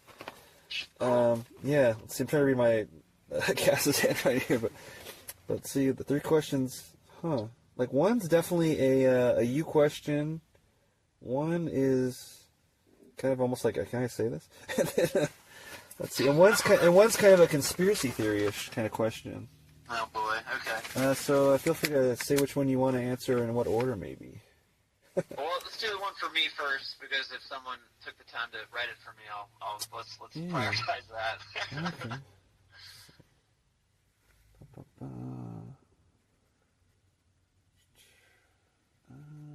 Okay. See, so Andre, I love all your stuff. When did you know you were going to be an actor, artist for life, and that you were going to go all in? That's a good question. I don't know. I never thought of it as not being all in. It just felt like this is what I'm doing and it makes sense to me. The only time I ever remember making kind of like at least an audible statement about it earlier in age was like freshman year of college. I went to school for fun. I went to like art school, and I remember someone kind of like one of my classmates, not in a put down mocking way, but maybe just sort of like an exasperated way of like she was making some sort of joke about like I can't remember what I can't even remember what like made it be said or whatever, but she was saying something to the effect of like, oh yeah, like like we're gonna be artists or something negative, like, but not like being a jerk, but just sort of like I don't know, I can't remember, but sort of like a downer perspective. And then I remember saying out loud, not that this is like some big thing, but just for the sake of the question, I remember saying like, yeah, I'm not sure exactly what I'm gonna do, but I know I can't remember what the fuck I said now. I'm trying to word it correctly. I just want to. Jesus Christ, I can't remember. It was like there's a word. I remember what I said, but I can't remember the word now. Oh, this is such a disappointing answer. I know what I said. Yeah. I said I just want to make a living based on my creative endeavors. That's what I said. Okay. And then, so that was always sort of my attitude. I can't believe I can't remember the word endeavors. That's what I was But yeah, I don't know. Like there wasn't really like that aha moment. Like, yeah. It's like making food every day. You just you gotta eat food, so you figure out a way to get more food. That's kind of like this. It's like I don't know. I absolutely loved movies ever since I was a kid, and then I've always just been like, I guess, producing artwork in some way or another since I was a kid, which isn't rare as a kid, but I just kind of like never stopped. And then I don't know. I feel like there's times where I've gotten fed up and I'm just like, oh, to hell with all this. But then like 2 seconds later, I'm like, well, even if I'm not doing it, I'm just going to be thinking about it. It's going to be driving me crazy that I'm not doing it. So like, and I know when I get tired and burnt out on one thing, I normally just turn to another project that's some sort of creative outlet. So it's just really, I don't know. I just it wasn't as much of a decision as it was just sort of life. I don't want to say my nature, but just sort of like it's just sort of like I don't know, insatiable to make stuff. Like honestly, while I've been talking to you, I've been drawing. Oh, there you go. Yeah. There's always something. I don't know. It just feels like nice to do. Well, your art, I've noticed. I saw that posting, I think, on social media, like today or yesterday. Like, yeah, like and you're a talented, super great illustrator. Like, Thanks, man. it kind of reminds me of I might be butchering the name of the animated festival, like the Sick and Twisted Festival, or like do you ever see Freddy Got Fingered? Like he's an animator in it, and like it looks kind of like his art, like X-Ray Cat, kind of like that, Oh, funny. You know what I mean? Like sometimes people say Dr. Seuss or Barry McGee. Those are the two that I get.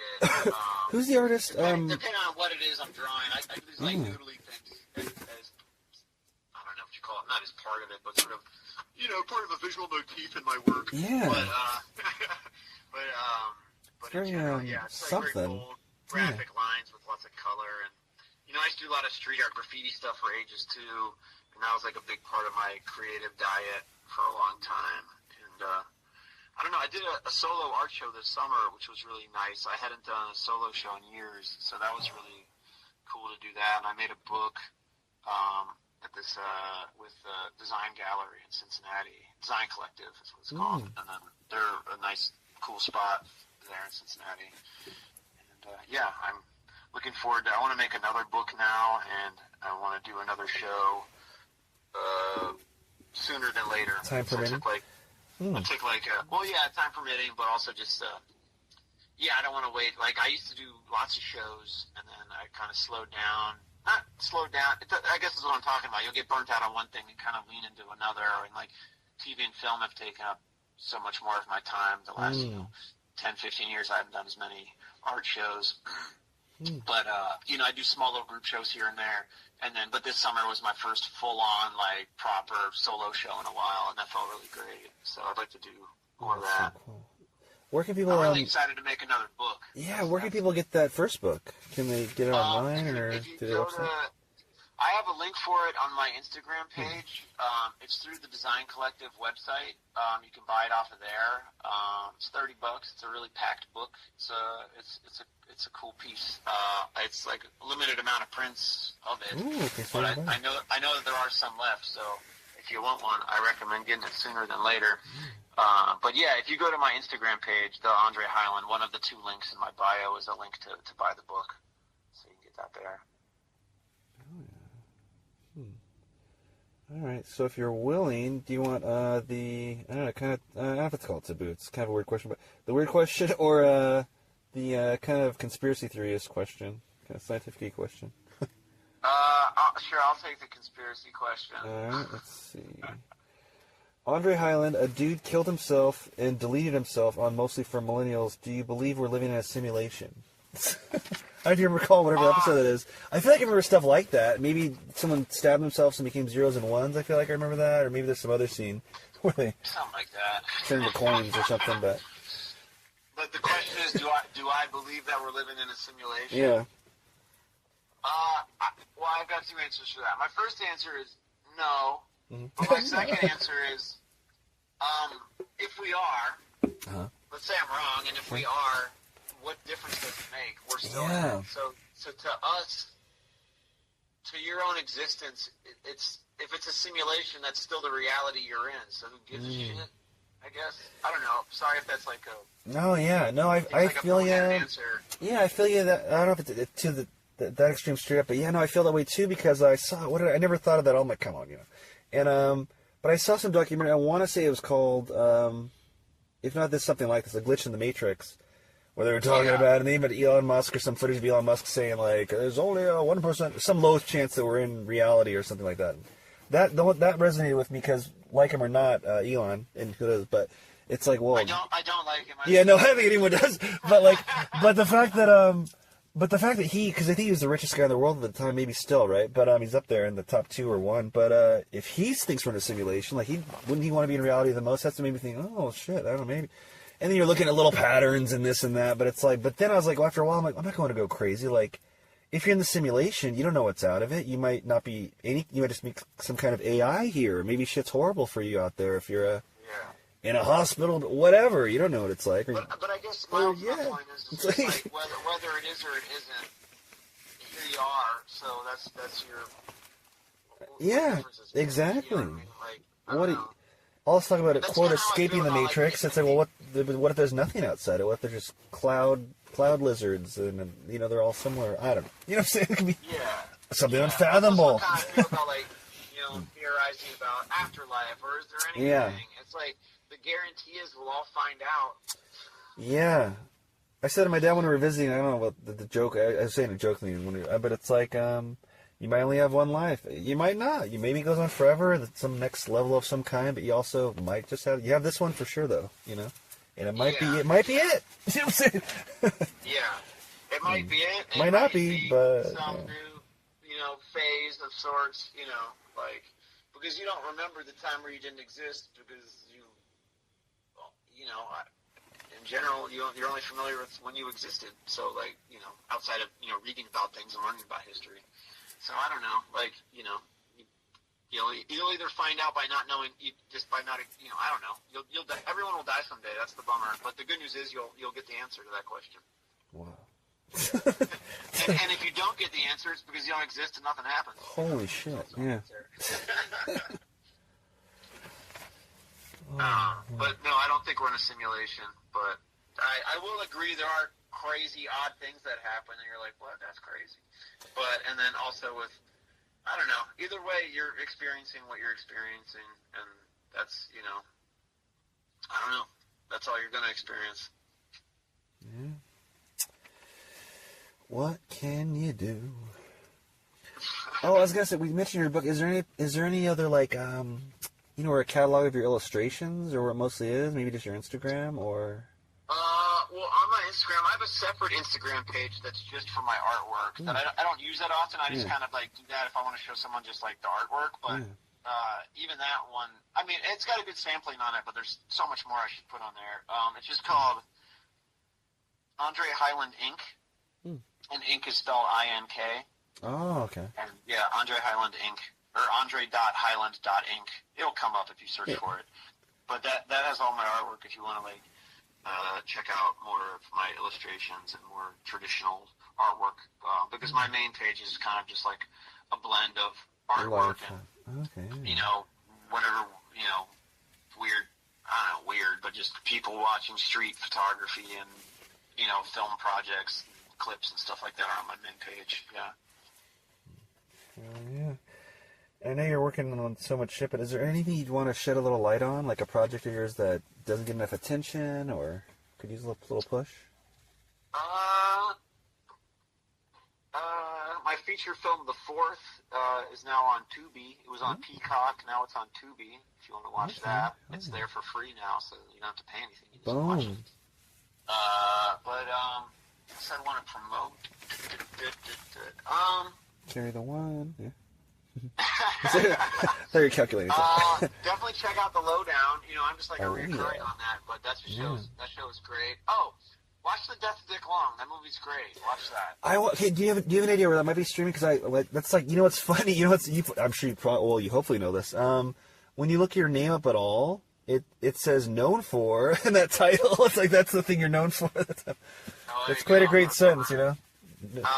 Known for The Death of Dick Long. Oh, okay. and I'll recommend it when someone watches it. Do not research the movie because spoilers. A lot of it will get spoiled. You can still enjoy it if it's spoiled, but it's way more enjoyable if it's not. So just watch the movie. Don't read about it. That drives me kind crazy. Of like Fargo in the South. Ooh, is all I'll say, and then let the rest unfold. But yeah. I don't know what. I'm so bad at promoting myself. I don't know. It's just like everything's all over the place. It's funny. Like people will know me as like the Bengal Barrel guy, and then or they'll know me from my Jesse Miller talk show, which is he is the Bengal Barrel guy. But then I'll do like Laid was like a show on Peacock last year, and then like the people look at my YouTube and be like, that guy fell off. He doesn't post anymore. It's like, I'm doing movies and TV. Like, isn't it so much work nowadays more than ever? Yeah, it's like, if you don't do your YouTube after a while or TikTok.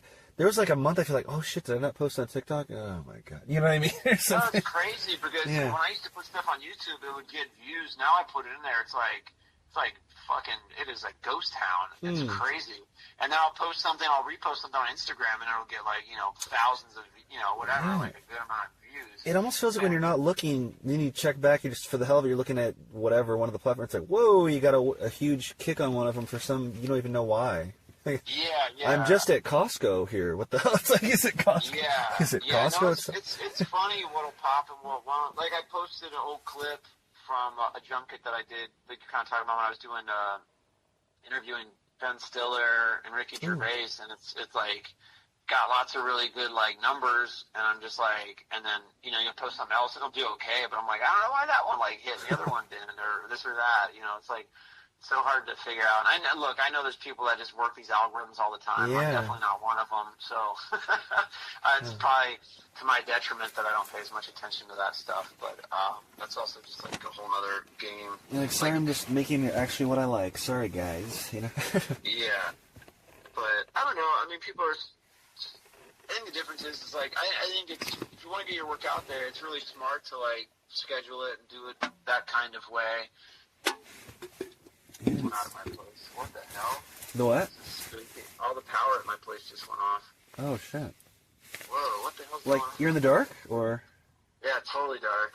Looks like my neighbor's lights are all out. What the heck? This sucks. Oh, I'm sorry.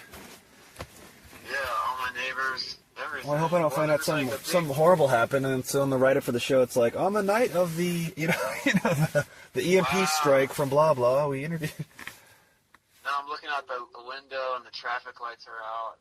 Really? It looks like further away is on, but yeah, wow. Well, hopefully it comes on sooner than later. I just went to the grocery today. Yeah, oh no! And you have a bunch of perishables? I'm guessing, right? Or yeah. Okay, I only eat canned goods. Yeah. Oh, gee, you know what? Convenient. I forget what I was saying, but anyway, I'm sitting here in the dark now. Well, that's Yeah. Well, I guess it's probably a good time to let you go so you can save some battery power. We're probably taking enough of your time. I forget though. Was there one more question? Oh, let me look at that. I moved that card because I was all like, I don't want to push. Let's see. It wasn't like the worst thing. Let's see. Okay. Well, I got nothing to it's do a now. bit I can't taboo. put my computer on. It's kind of. I'll just say it's kind of Howard Sternish. Well, classic Howard Sternish, I guess. Okay. I mean, the other ones both seem kind of related-ish to you. So maybe this one's from a bit or something. I don't know, but okay. This is a question for a patron. Okay. Andre, have you noticed that black girls have less booty than white girls now? Not an observation. Yeah. I was thinking, like, how the fuck would you answer that? And anyway, but if you're gonna, unless somehow you notice it. Well, everybody likes the EDL or whatever it's called. Yeah, no, that's what I was gonna say. Is if that is true, a lot of white girls are doing squats at the gym. I don't know, or a higher uptick of them, are doing that, or the BBL, like you're saying. Yeah. I think it's okay just to move on. Oh yeah, it was. We answered it in a way, so yeah. Oh man.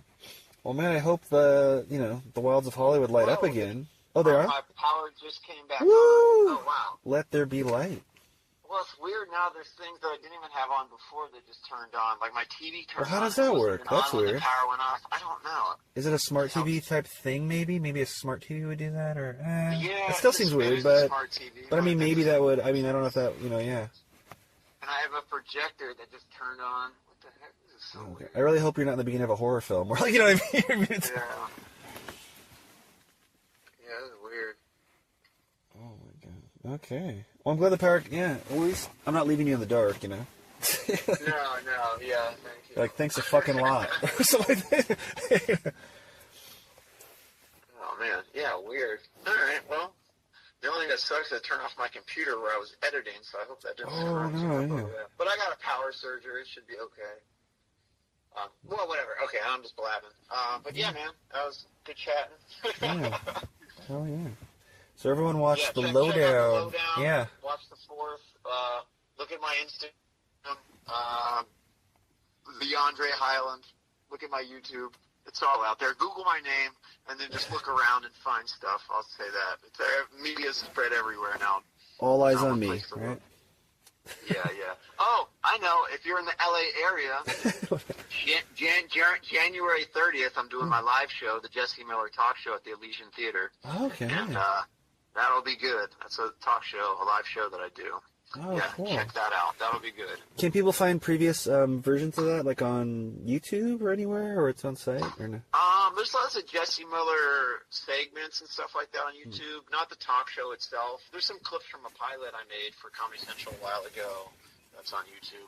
But the live show is best served live, but the stuff online that are like segments and street pieces I think are great. So cool. I recommend those. Yeah. But I really should do a live stream of the show or something like that. That'll probably hit the algorithm and get you tons of views. That's right. That's right. I've still never done the live or whatever, and it freaked me out when I saw something. I was just scrolling and people were doing like the kind of, I don't know if they call it NBC or not, but it's like robotic where they're like doing stuff for a rose, for a heart. You know, they're like, ice cream, yes, da da da da. You know what I'm talking about? Oh yeah, whatever. That was very now mostly for millennials, or it would be mostly for millennials, or whatever that'd be now, whatever we would call millennials now. I don't know, you know what I mean? Equivalent. Yeah. Mostly millennials? Gen Zers? Like yeah. Like last night I was driving and I was thinking of, I don't know what slang term I was thinking of, but I was like, how does slang like really, it's just so funny how slang is just everywhere sometimes instantly. Sometimes you know where it came from, you know, but yeah, it's all this like adjacent. You know what I mean? Like you just kind of knew. Like I remember, I think grade school or middle school, when some people were just saying "tight" out of nowhere, but it wasn't like, "Oh, tight," like from the movie or from this. It's like tight. Everything's tight. You know. And now it's all this stuff. You know, this is peak, and I'm like, sometimes you hear like a kid or like someone younger say something, and you're like, it's cringe for you to say. It feels like, you know. Yeah, that's let alone cringe. Yeah, it's fire. Exactly, it's fire. And it seems like it's just everywhere out of nowhere. It's like, well, no, who's the first person that said that? And it almost seems like it comes out and everyone's making fun of something, like that 6'7" thing, and, you know, so it's like... Yeah, like 6'7" is the new OPP. Oh, my God. You know me. Everybody. I know, hell yeah, man. So, all right. Got the plugs. Got the... Whatever your new drugs is. You said legumes or something, right? Like nuts in a can or something, right? Is the new shit? Nuts in a can? Is that the thing? Oh no, you were saying something like your bougie thing's eating healthier or something like that, healthy nuts or something? Yeah. Eating healthier, like, you know, nuts and fruit, cashews and berries, cashews and blueberries, and dark chocolate. And off-brand LaCroix when you're not hitting the internet. Yeah. Let me see what it is that I'm drinking right now. Oh, Waterloo, and then another one called Polar. Yeah. That's it. Yeah. You're like, and guess what? I got him a little cheaper with my Vons card. What? Making it rain. Yeah, I go to a combination of Lazy Acres, Vons, and Trader Joe's. Well, I have noticed, like, when I go to Costco and it feels all nice, like, yeah, I'm at Costco, store for the elites. And then I end up going, like, you know, Dollar Tree on the way home to get stuff that's, like, only there, it feels like, you know?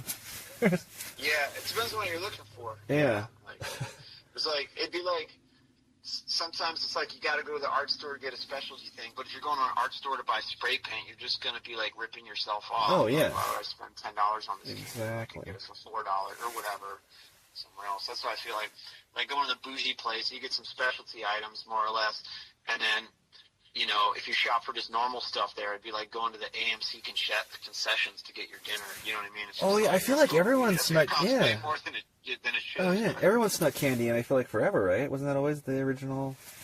That's like not even a crime, I feel like. That's just like common sense. You know? You're sneaking your Good and Plenty box in, etc. Oh, yeah. Ooh. Unless you got them AMC A-lister reward points. Oh, must be nice. I'm afraid theater's dying, though. I mean, I went and saw Begonia on a date last weekend. It was like opening weekend. Yeah. And like there was no one else in the theater. It was crazy. Well, it's not Wicked, you know. That's right. That's true. Well, I'm glad. I don't have an interest in seeing Wicked, but I'm glad people are, just so people are going to the theaters to see something. Yeah. It's got to be some big IP. Well, when you remake V, you know, holla at your boy to play a Survivor or an Alien, but that'll be a big thing with a, you know, popcorn bucket and all that shit. So, yeah. Yeah, it'll be the popcorn bucket will be like a human head, and you can tear the face off, and then it'll be a big lizard mouth with popcorn in it. Yeah. Dude, now someone's going to make that. You got to sue him. Yeah. All right, man. Well, thanks again, man. I can't wait to eventually cross paths with you on set. Yeah, man. It's just a matter of time. Thanks, bro. Yeah, man. Talk to you later. Just hang up. Is that how it ends? Yeah, or whatever. Yeah. Okay, man. Well, it was good talking to you. You too, Thanks bro. for questions. Oh, for Take sure, it easy. man. Thanks, man. Late. That was the legendary Andre Hyland.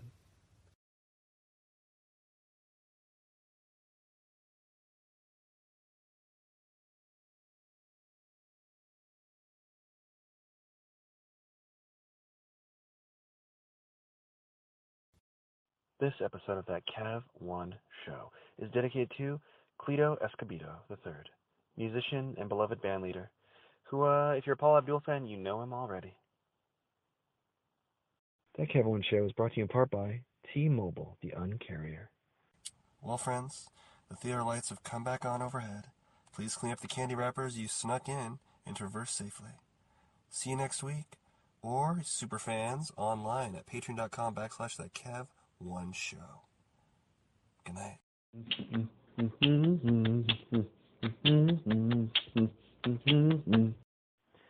Rep the brand that is behind-the-scenes film talk, positive vibes, and discovering what the human condition is all about as nonstop creativity guides us on and on and on with That Kev One Show merchandise. Now for sale at thatkev1show.etsy.com. That Kev One Show, spelled of course that KEV number 1 N show. Hey, you're a fan. You want to rep it. You know how to spell it. So get it today and glow with us. This portion of That Kev One Show is supported by Bohemian Dream Gifts, made with organic and natural oils that nourish and hydrate your skin. Man, I don't know if it's the weather outside or the gym that was killing my skin, because my right elbow on the, it itched like the Dickens, like I was becoming like the lizard from Marvel Comics. I think it's that machine where you put your elbow in and do the lifts, you know, for the bicep. But I was itching my skin like crazy during, well, I won't say who because I don't want them associated with rough skin, with one of our guests here in the near future here. But my right elbow was getting ashy and coming up, getting red and irritated. Anyway, I used some of the promotional cookie dough body oil from Bohemian Dream Gifts that they gave us, and my skin, I'm not kidding, came back. I can vouch for that one. The cookie dough oil baby body oil, the cookie dough body oil brought my skin back to life like an Evanescence song. I'm not kidding. My skin is smooth and happy again. 100%. You can buy cookie dough oil on Etsy at the Bohemian Dream Gifts shop. Check out their other stuff as well, but that's one that I swear by now. And as soon as my promotional one runs out, I'm going to order some myself. So go to Etsy and visit the Bohemian Dream Gifts shop today. What's better than your favorite talk show? Well, maybe homemade delicious food, cold beer, or a drink of your choosing in a comfortable atmosphere. Well, look no further than the Boulevard Tap House for the world-famous fish and chips, seafood, all-around delicious menu with pizza, all kinds of food, wings, steak bites, anything you can imagine when you want to watch the big game or catch some live jazz if you pick the right night. Open 7 days a week. Go to boulevardtaphouse.com right now. I like to go to their Terwilliger Curve location. That's the home location for their not only their fish and chips, and they knew that they always used to give me Caesar chicken salad and wine. They kind of made jokes and made fun of me of that. My favorite food there now might just be the brand new Mark Kevin. That's a margarita pizza named after me. Don't know if they did it because I'm Italian or what, but I had it, and it is delicious and, dare I say, nutritious. Anyway, friends, go on in, have a great time. When you're there, you truly are family. No cap. Enjoy the Boulevard Tap House today.